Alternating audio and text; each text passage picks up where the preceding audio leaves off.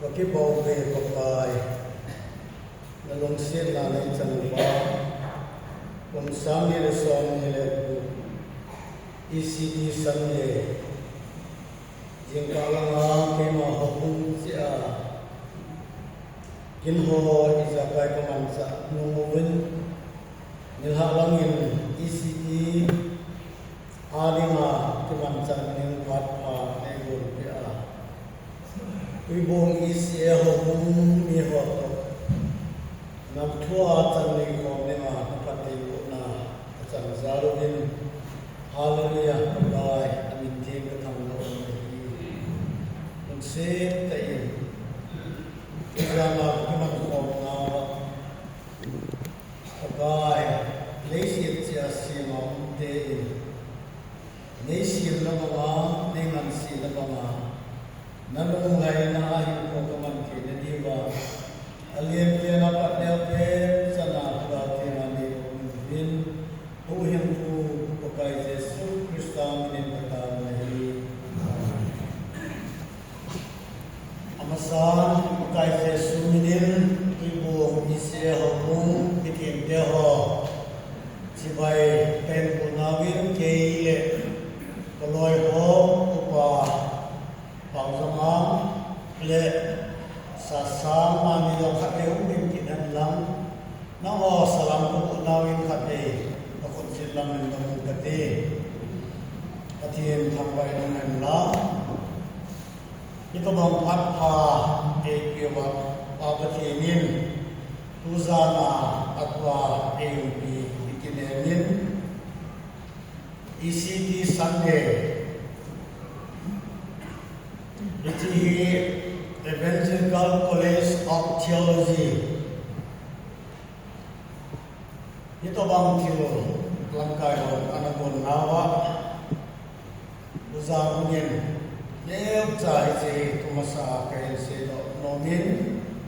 ECD Sunday ise do mamin keima elen ngam te kamin hungai le en khole tein patien nung sen na in songgel le bukuma Yesus Kristus inna kanachana Atin waktu natam tak karasanin tapang zaki lain kapan inati sanin ay lahunti yang teka in school from kadaw tinghama anak rungin mison kampama mison sekolah leka kempat anak isinin simbezo loba tinghama ulang utamin cikin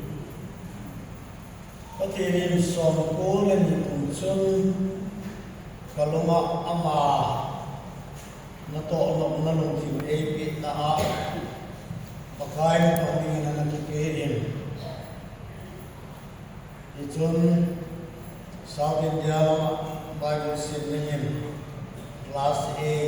katay Japan sabi na lain na napunta rin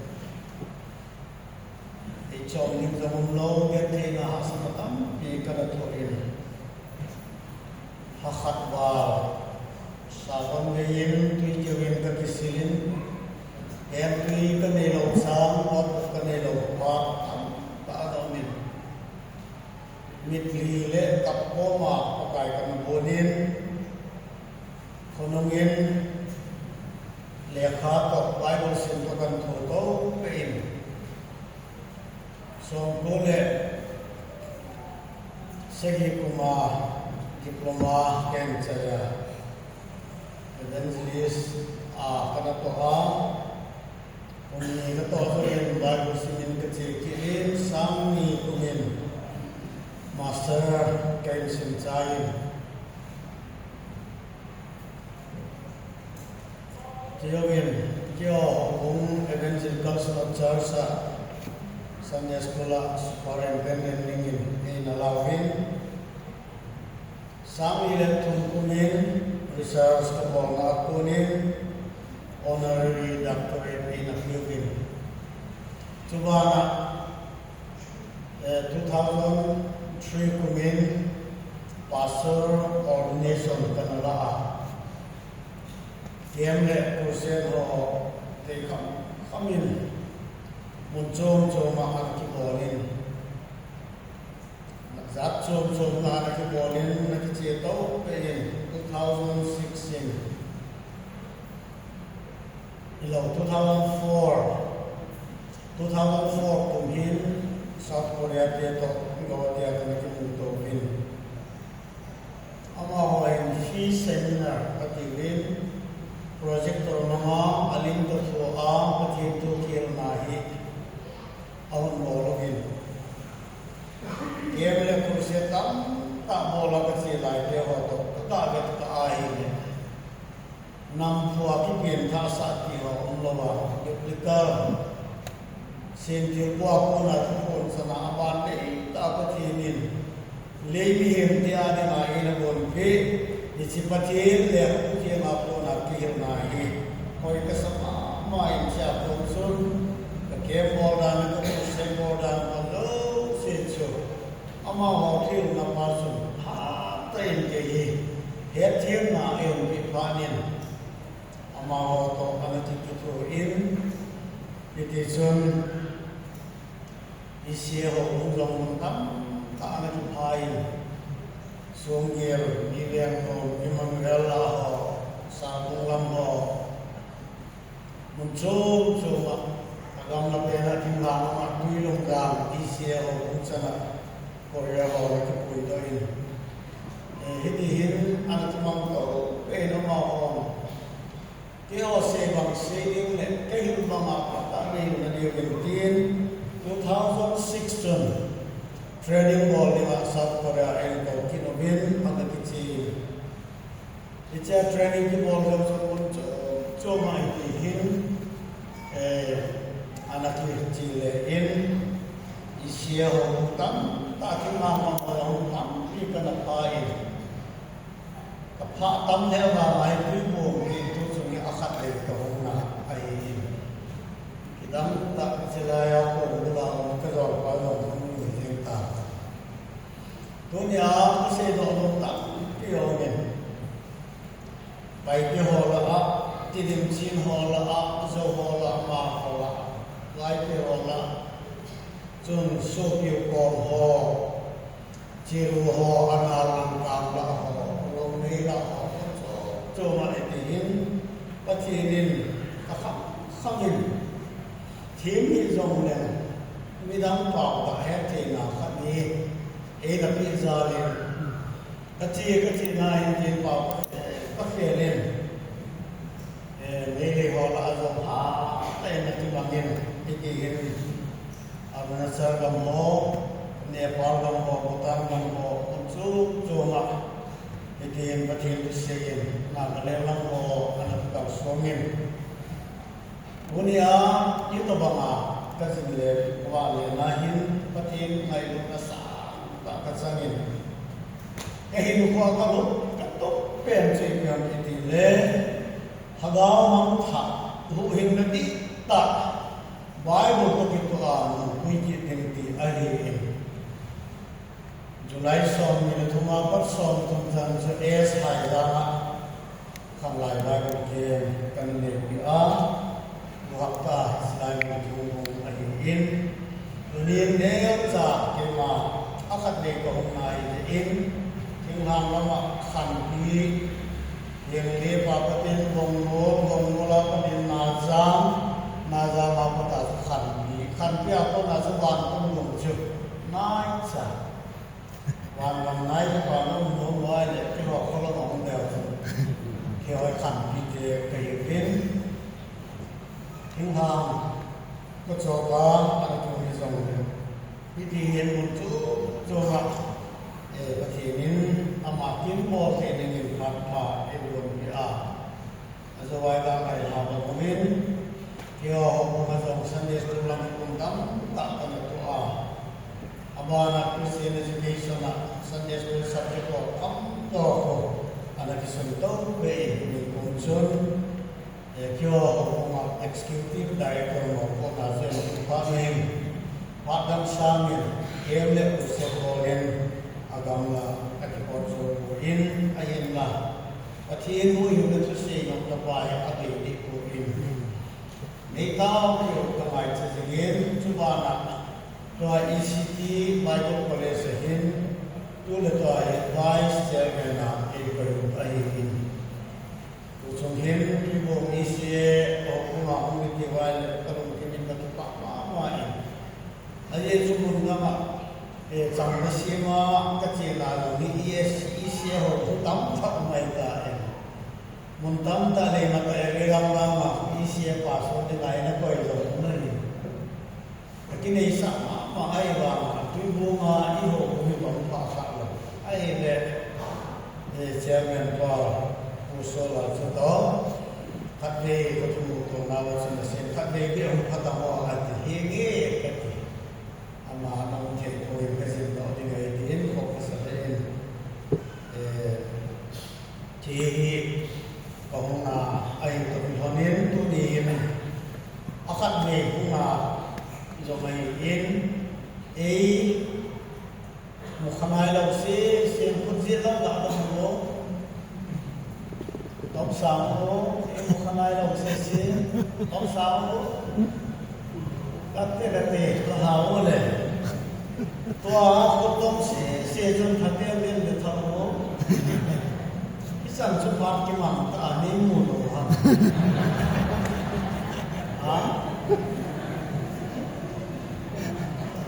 ấy một cái này đâu xe có gì làm không có cái gì cái kiểu của nó nên mua lòng ta đâu hả ấy này là không đâu cái đẹp à thì đi ngay ai mà ấy cũng không đâu xe cũng giết lắm nó mua cái gì là ấy cái kiểu có bạn nó có tôi đi là sẽ cả phát chưa bộ cái cái mùi thì nó khá đẹp cái cha nó miên projector rồi cái ta mình đi bộ ai thế cái thứ xe hi cái ta nó ngày là vậy đấy cái lẽ là mà nó là sao thì cái gì ngày hôm sau là chúng cái xe giống phát tại ngày hạ lâu ai lại cái hàng như này bây giờ chúng cái ngày hôm sau là xe ham itu bang xe ham gì phát tại ngày là cái này omen Tupia kamu sudeman ECT Sunday man now hi to Bible College in a PTH MD san omen samhat zakko som nilanga US gama NEIG mission ikipo laiwa Reverend Howard B. Dinwiddie Sorsa Frankum Reverend Frankum Mungita to ahong nawa Bible School ni apat ana say Convent Dinwiddie Memorial Bible School hi sakhat zakko som ni lagi na anakipan chichu tua ziribongam tokinai samar khulena ko ichi ana umpan ahi in asangam Jun ang kichona ato min churachan ini churachan pur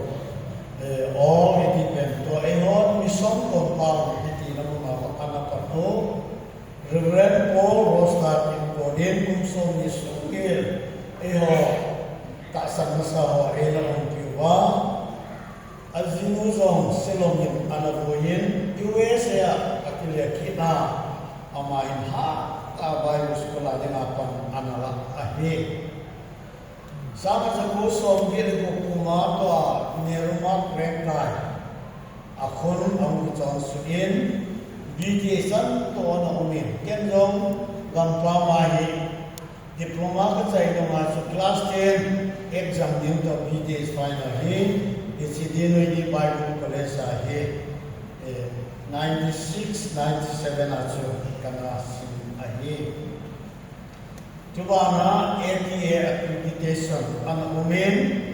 songkolenya DPTH diploma in theology songkolenya kuma BTH 2000 kuma MD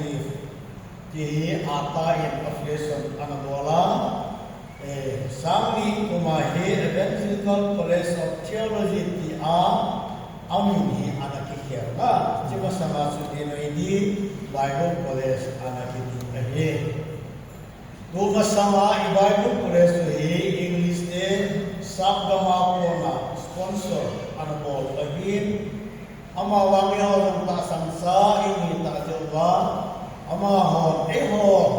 kita udah lima tapan ni ngurung tak jim support dah ang sunni mo ba atam zo he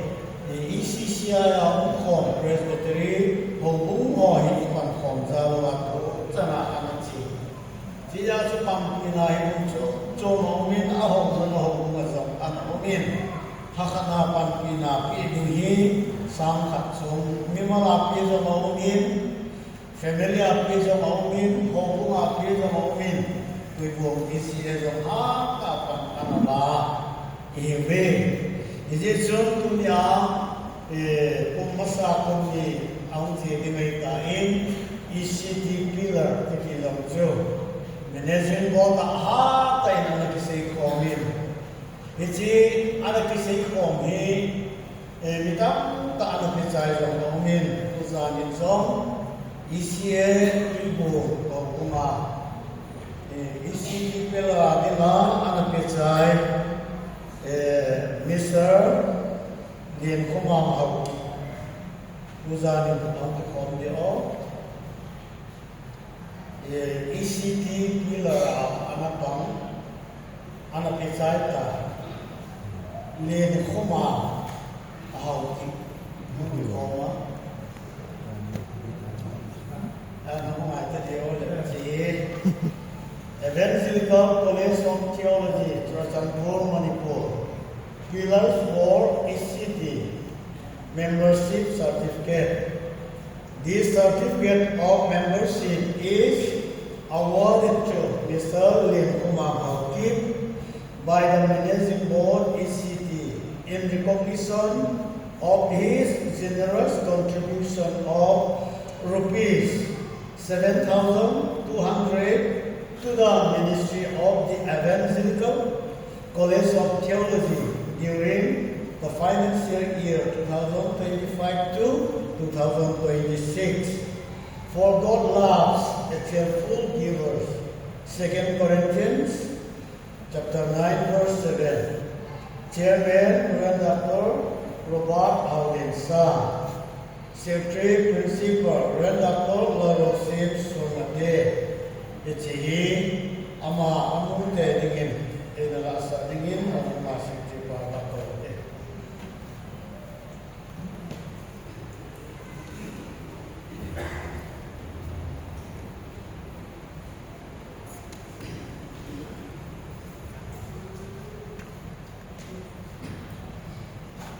Hasia zanini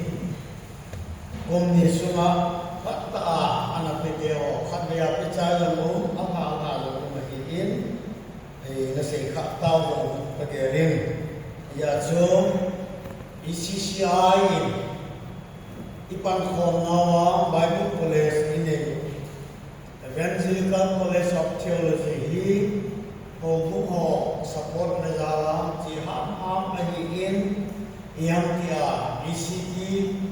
Pillara amazam ke dingu mailum le izawa ECT Sunday iman jawa ha ta ma india ba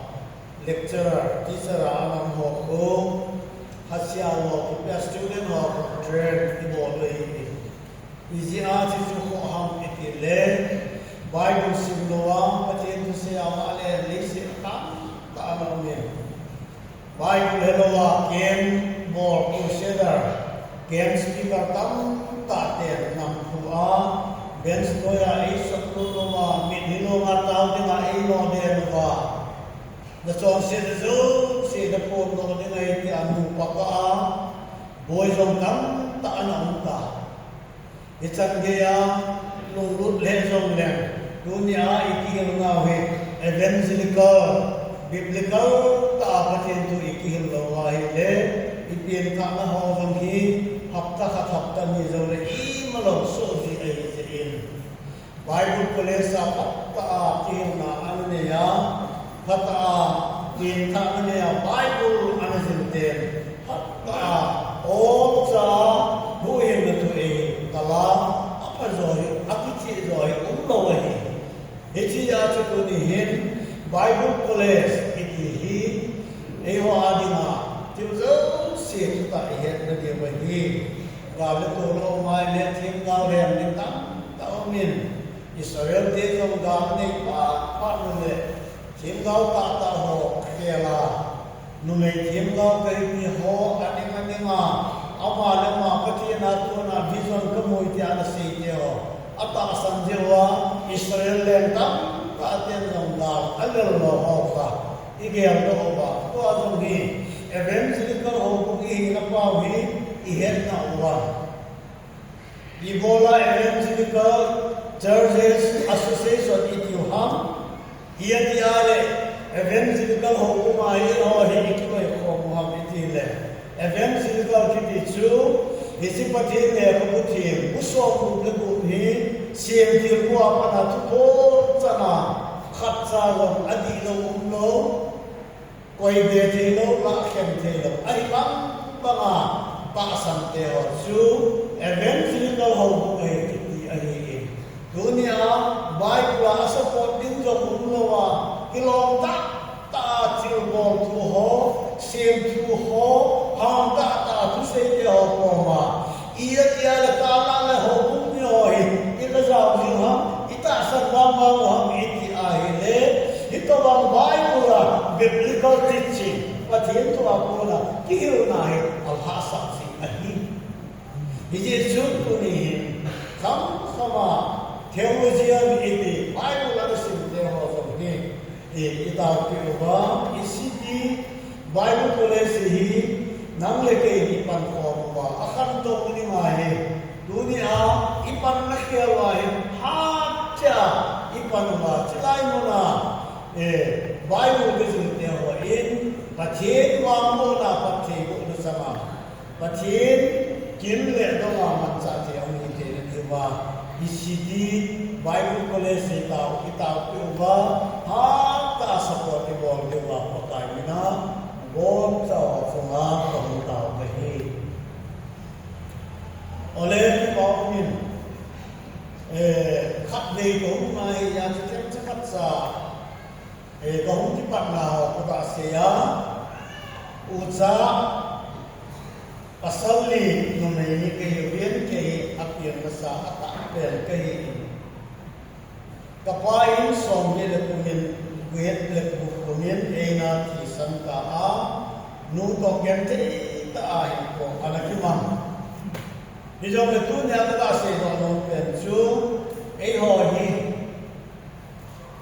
tu sei pa chu ko ham ti he to ko wa hi patien tu hi ila lu pa the lo hi ya se na ko pu ne ha ko hi tu sei pa ko ham ko cha ham ko in su mi ham ti he to ka tu sei an he ti mi lo he an tam ti ya chen khat a khat me na ngai ya na ka in ko de cha la se ta he ki man cha ko ti na ba ti ni nong ti ma e go ti le ba ti ni bi chang ge ya e na lam ka ya e ku ya so tu din long sponsor ge ya gen te ta ti sa ne no ram ti also Ati ini mat pai ni se kom na ke ai pe long le how ki tu pa pe ti chu long ki phone no ai se ma ngen tu sa ni se no tam ki um jong le ka le hung lai se so be se le nei ki sa e mai se ko na ga tu pe tu gen som chu mi ham hai bot ki waka on di ngai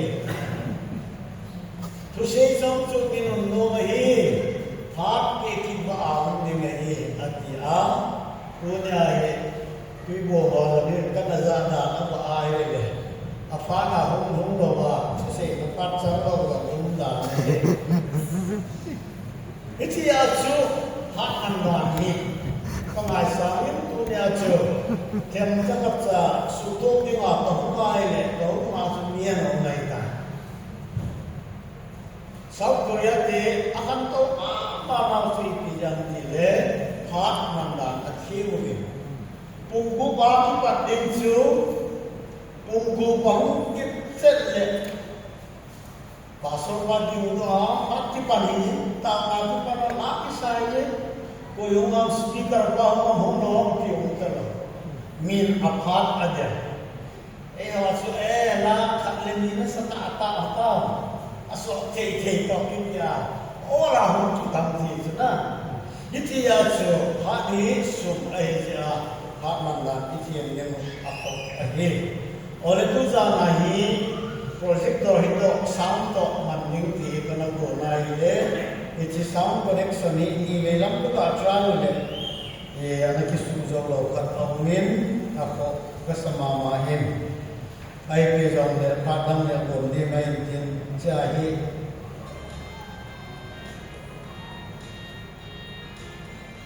ทำทักเสียก็ทำไมก็ฟังกับตัวเลยใช่ไหมใช่ไม่ก็ฟังกับตัวหายใจมาก็ทำไมก็ฟังกับตัวเลยทำไมก็ฟังกับตัว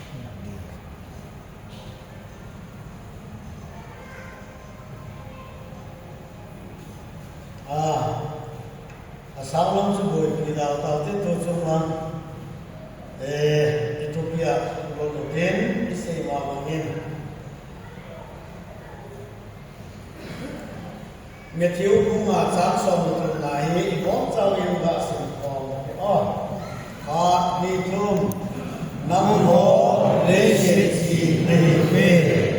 ai si ko tamta nam de dia Sukale apanna mutatin paidole yede sabai to ahai patinin ibon sawani natu pati ego Allah amen bagai Yesu Kristus se ho ama zui ho ko sun nang ho leset chi nahi be api a tuzana itupi ni mohi leset chi ahi leset chi su ko yo ha kitia hi le ta samsar de ho sina anamangin ai tu zanen chi isei pat le ibo mai he de ka ta sanen yesun chi hi do na hum bolin katin nei don mutti wai chi hi EPPR ki mang chesiam Mute ho chi EPPR ki mang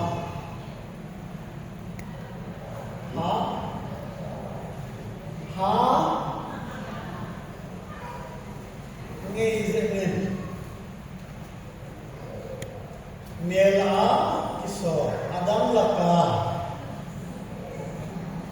ha hamai ho EPPR ki mang chi adam akizat la Pate ho Tira siendo la diga pizza vitina. ha Tira siendo la diga na pizza ko diga. Sil asidin asid lo na ano ki mangsa ai for preservation mitin te asidin sil lo na awidim wi lo na abodin mon lo na preservation na aman ahi ai le ang lai mo adam akizat na ham pathana ro na pathana nuwa ho thei thu ne na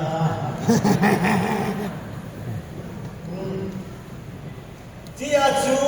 chi piti phana le akizat na kha e kasa amayin patienin punya ta san sa de ho hi leise chia e man ai ai le chi chi pi pi le sa e pi pi a tu man sa na akiban sa na cham tu lam cho ma ni se ye mo ta ta sanen leise chia ti chu ko ho ham e pi ai le mi pi tha ko hin sa ta san sa ho dia sa si so ni te ho ko ma arsia tam ta la na se kem la ya le se chi atia su ko yo ha ni pe tha ru hi ma ta san cha se na a he isie member lo se hi van gam che ni ai mo isie member la ta san cha ni pe tha van gam che ni dei isie member lo se Christian ai mo isie member la tha pe ma ne ho hu hi ma mo to Christian hi ito mga Jesus Christa tisana John Shenzo se mai ma o ta san sa te ho hi le se chi hi ve ite na lui la ya patien Abraham le se chia anamana patien ani ana au singin amawa aso pipa sapa Lot chu Sodom Paizo Tuibo Antona chu Aalmazo Sebeir Aiwa Apatinin Sodom Gomorra Anmale Zeboy Khopili Mele Khana Asumang Lima chu Pakaiwan Tilte Ho Tewa Ada Amuwa Manuwa Angkai Dokil Wahi Iti ya chupatienin ta san sa te leise tia anasie mohi leise se do nenema nam leke leise tia aise mai number sa kupsom no ko hum ni nahi 666 iti wa den wa iti ya koni sangaya hum the lo iti ai le leise ti nam leke ta san sa te leise na yun na la jawa 666 ata ta humbo to the lai adar praktisa ta ho kum thi te la so nam lo ana sama tam pi ade sana som thu ho ka ade ti a chu adar ka gisa ho kuma zo za tam ta one ti wa ko jing ma ho trong thu bap ti so adar ka ki ka ti ki so ke ma tu se ni ma ka ben ko ka khan pi la ma adar ka ki cha pe wa lo ko how ki nyan adar mo ga na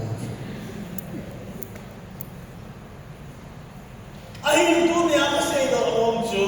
pa ti ni ni ho hi va noi ni ma nei se yan la ima nei si yan la ei noi se de jong le pa ti bin mu a le se tia se ma mu e yo wa ta san sa te ho he rap cha la to wa yo mai lo jo wa le se nai nam le ki se a 666 number zabup som zabup zom activate the lo wa hi hallelujah hallelujah hallelujah alo pina tapi pa le niti ya jo Christian te pati ni leise tia aise mai le iman nudan het mai ale pati ni leise tia aise tai leise ti ni tawai le ti i lo ai le tui di am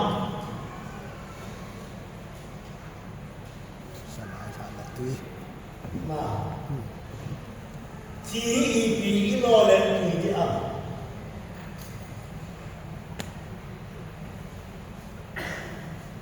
alo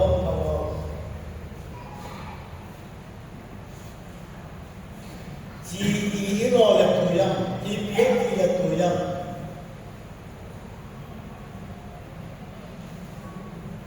atui na ku i ti la ko to am ka pa wi ki si lo ha Kecil.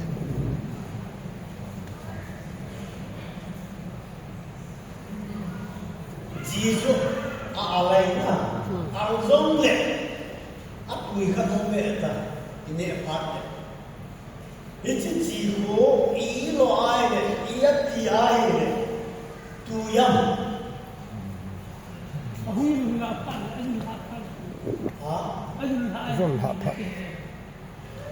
Ahum na aile atuhi dinam muke ho ha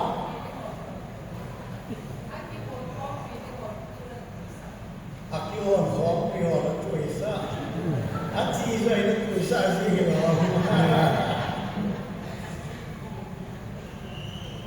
mela iso a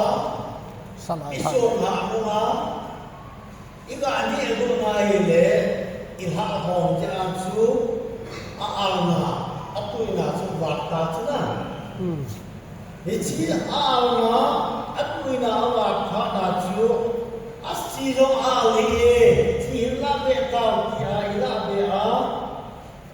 nebela chi ichung so a akisu ala buto ini aku atuina wat petana el thoitin aywa atuiloin itia jisu I atile tuini am itia ile akito chana iso a azun a amina ile atuina mahawta adesti support mo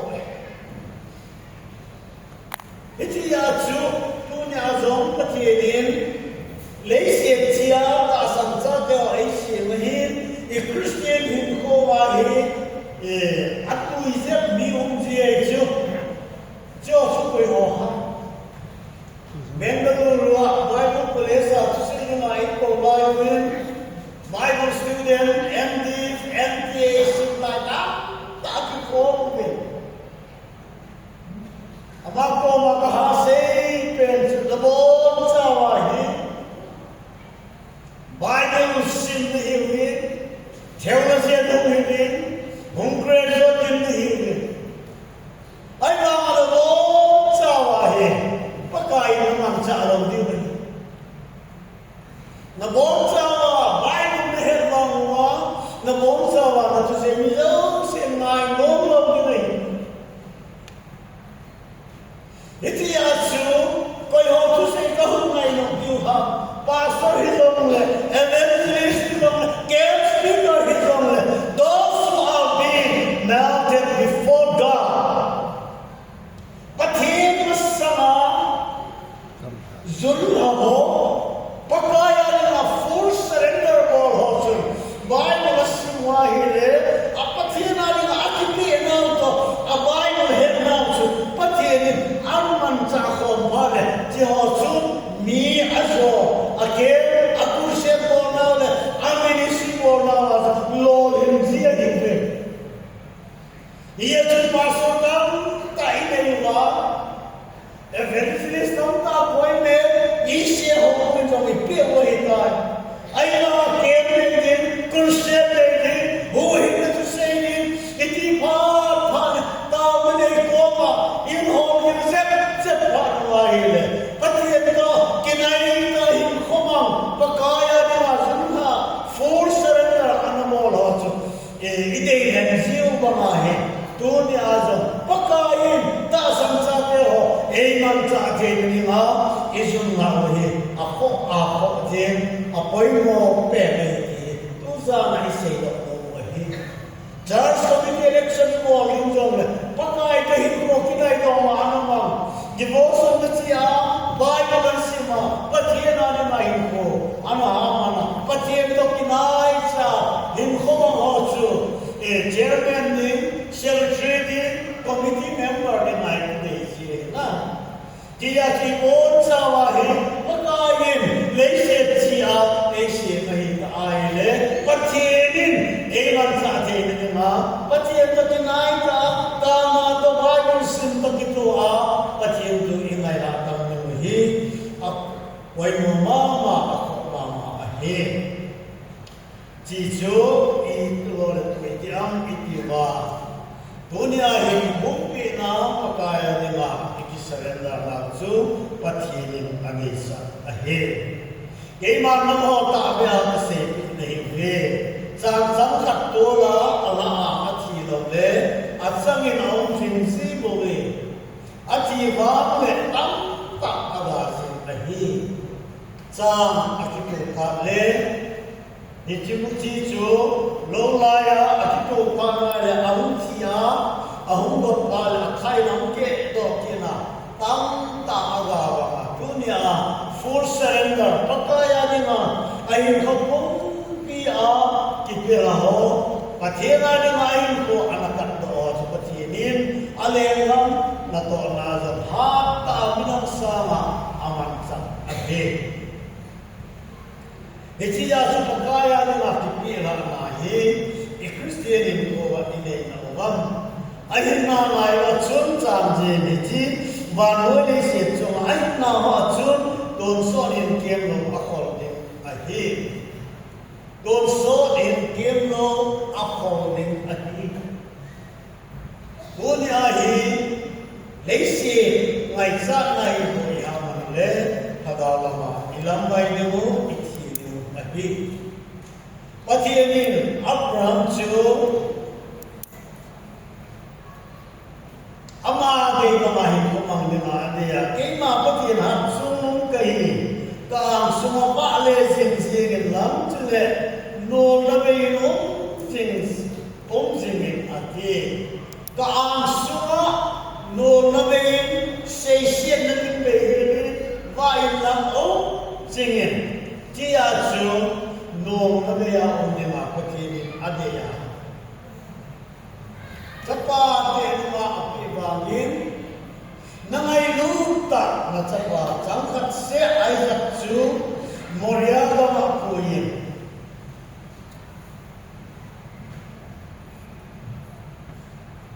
kahim ko pe din mo sa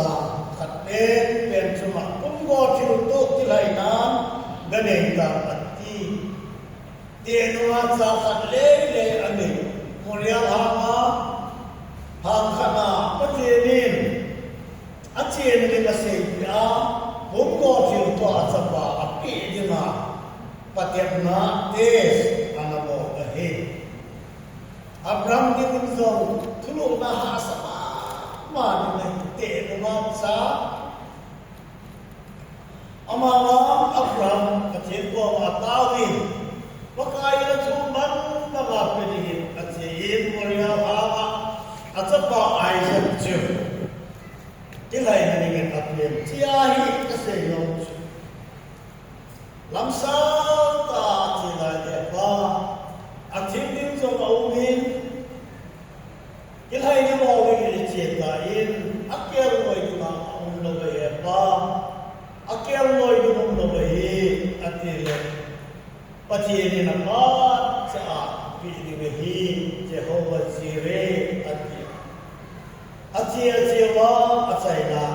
apa ungo thil to bo mani mu so to na chon thi na se bo bin chulomin na khut em ham na ja ko an ham no a aka ya te ka ya e pa idina na khut ka kem ni ka amai pa ma anu sin ma ma na koi ahin hat sung pathianin athu mai in pakai kabol din chu kabol din na sei bang ma ka pi ni ati a asamo lo je na video na data tin dunia ka sei da do pen chu ichi hin atapa chu sulong din le along suma pakai nak ka chu mang bangin kachapa kan pe ti a ate wala to a apila plai ta chu ata ta tha lo wangin along suma pakaya na asa chu apido atha Hechia chu Abraham kilaina Isaac maisha iki pausu Abraham achem cha la do atapa chuma khatina pakai to pi bang akila plai ta ata tha lo wa along suma pakaya na ata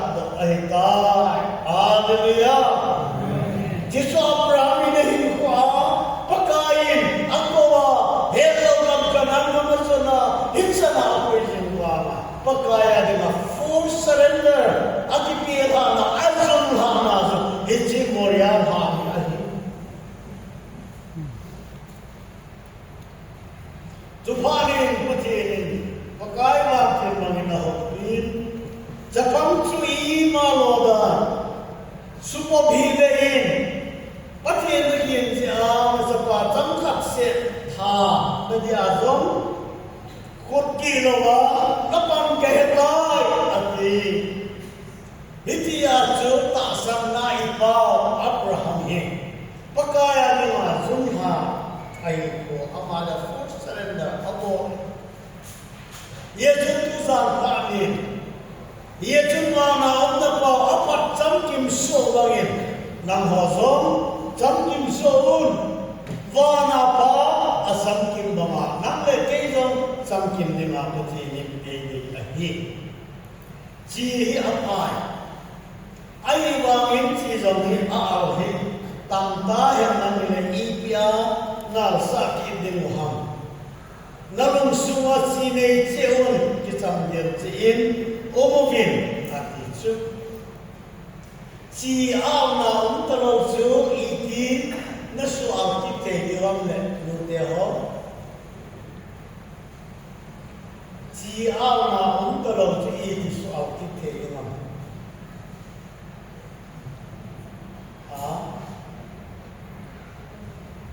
thằng lại hố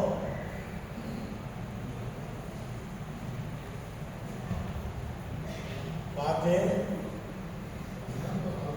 hả adang to helde tis adang to helde ay al ho to helde oh he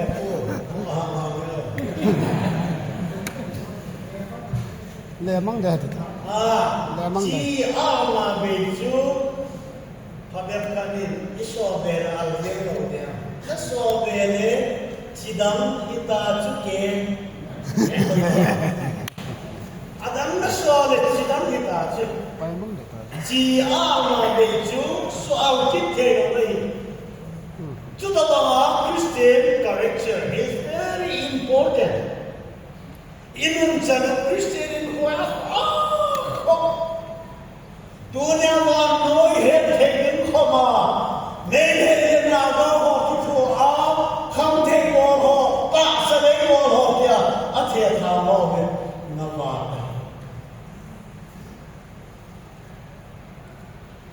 selama ka posting lai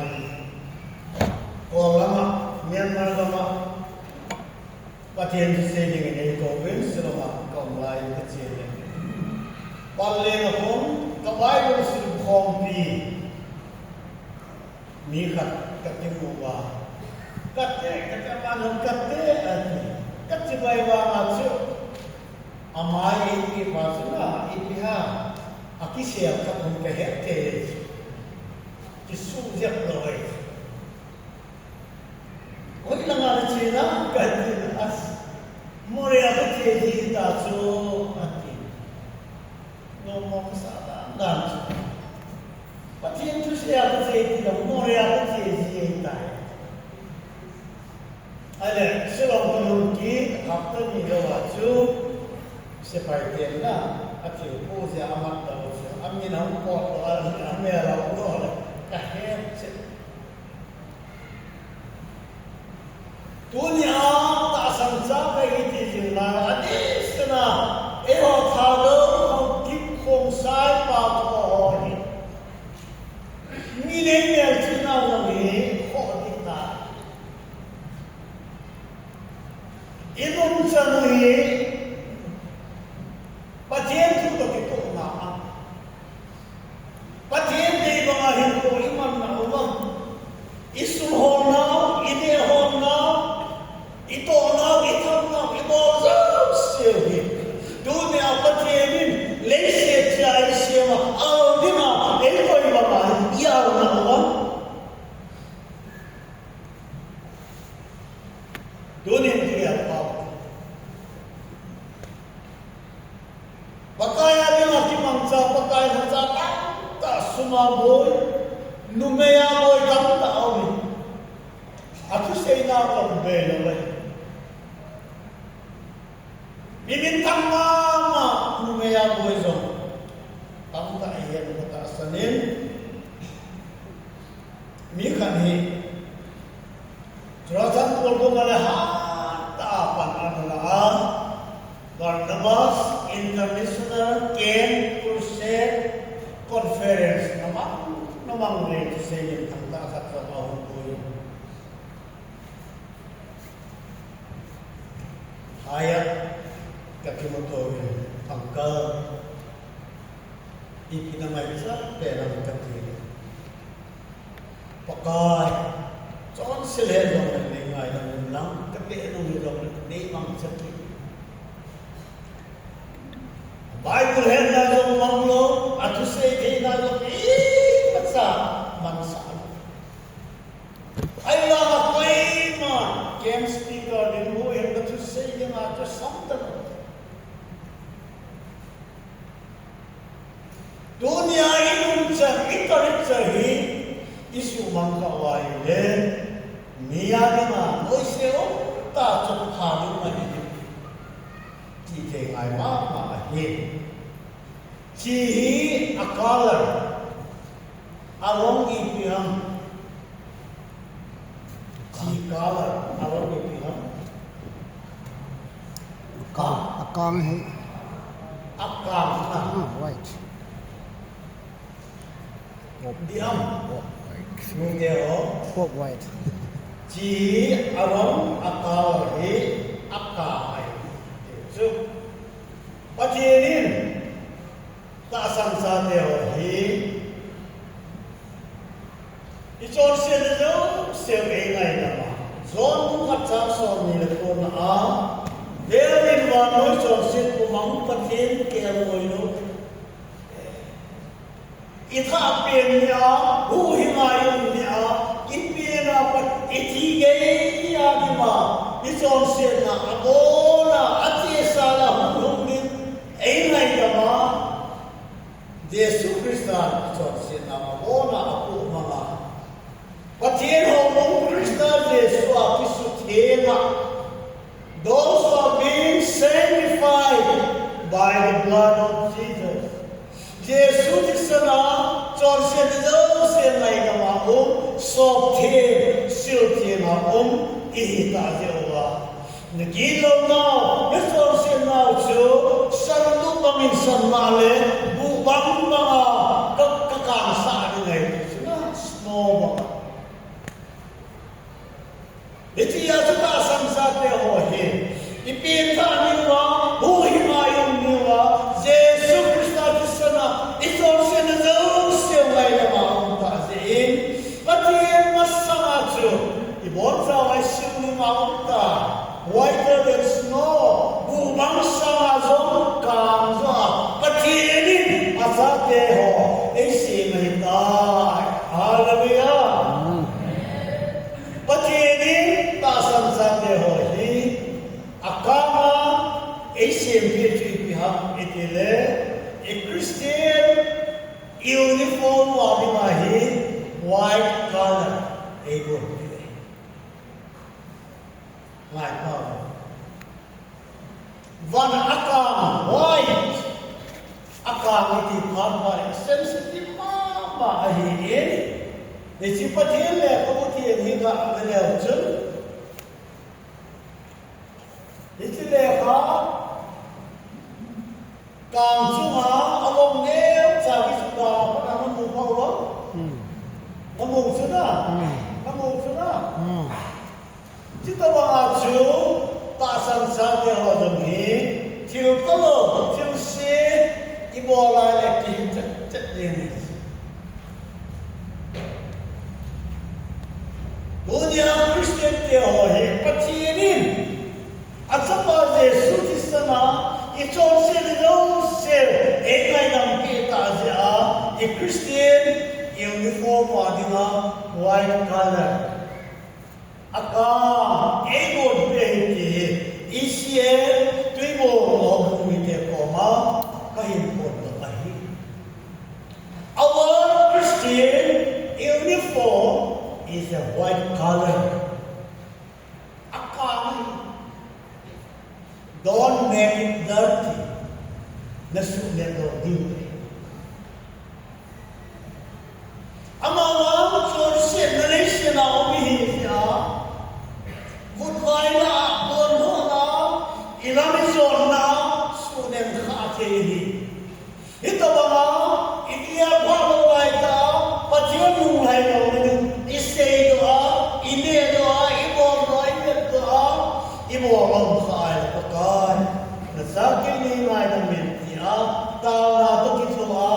ikit se ai kristen ni hua ibo ke pa chuna ta na a sil thien ni so thien was it immediately. Don't make it dirty, your Christian uniform before you reach heaven. Walang nalumawa na Christian uniform, pati yung aka ayun siyempre nasunod low dealing. Accidental yan ang huma, nasunod ka ay ito'y lang tama to, pati hindi langin, kapungin, kaya zamin ng kursiya zamin ng ay ikaw ising kamatay. Jacob taman mo lang at siya, pati yan mo rin ng sokin. Diyan din pati yan, i-Christian, uniform ni mo ay aka, ebon pi ay siya, ilamsot na, itiyan na siya, iti-iti niwa, kayo na, amon sa pahuntaw. Ngunit na sa, tayo na ito, John si Poga kiti tayo, Pastor John, nung hangti, na, say here,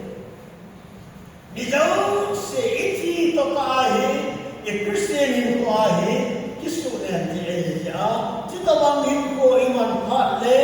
tama to kito ataa, pantay na anong sapatinin. Aday, penalty, siya mong ahin. Tilang tuwi, tak bego tiensel, tok kiwang bang tiel, chukilain. Chule thao nam tu siya pa, tu siya mang kung siya din lang, chi son lang yung sera, jing selen ko yin. Chihi, anen ho sukin na mga aki mga sagil ho, bonggil ho, kusok pala, lai boy naman yun. Imang loy na, chi mga kisok kin. Diya kihil ko midang sunet na dilo, midang patien na mga hingkumang lohor, ayat tong tiwa, hoy, kapan ilagin ako ahe. Kung simule, dito. Sule, pindan su, nahung so ni kun, nai rui akepan banghin. Sule, na thiên na ding in, tu yin jong na kisel na po. In kisu do jong Nahung so ni kun, nai rui akepan banghin. Now say, ahong pirma, ale, anu ka kusok mat now alay dito na, nalong din, atan mo di am, ipisi am. Now say, lalo na damkay na, anu hadang damkay na. Alay dito, kitang mong kawa, kitang mong lalang mo, kikiyan kayo na. Nau so ni na lai ga kita mo ni au pin tha nya chon se na lai ni atan lo idam suma tam wala Yesu Kristus me hai na lang no so ta lo ni je hui ma ko ma patien Yesu Kristus na ka chon se na zo se abon sa angai lam ta ai le Ela yang tak maju, jorsi, josa kene ho, katin josa, kene josa, kamet josa, kasar josa, jorsi ho. Pakai hak nasionga, ketam bok mai ni. Dia Kristian tak sangsa, jorsi terlai beraklah. Uwaduna alai berakam pelo, sikarduna, salamduna. Sik ayo ale, khaini ayo ale, zadu na layo atang na, zadu na layo abo nawa. Taasan sa kay itam jilubin, patin hoy na, patin me ni ho ka ma so lo hi hi ya sa ta pa ni na wa hu hin cha ka ta sam cha ka eventually ko ho member ka kai ta hi le chon shen na ke ya om sing a tam lo sa tam lo I pi pi hum na la yang ti I ga ka wa now se na hum pen na anu da ki so na alai bui a ki che ta na a ki a tam na tu za na he if you change also bible but here tu ki to lo ho but here ha na so na ya tam te na diwin tu za ni but here na tu pat te e ko pm na ye jin bon cha wa ai se chia ai se me hin au dim le bidam des adema atuina siem do dim le nam le ke pati de ba wa hin ko imanu ba pati ne the Christian uniform de ma Asian de o white color akan de gon pe sunen lawa ama ko te de de pati ne ibo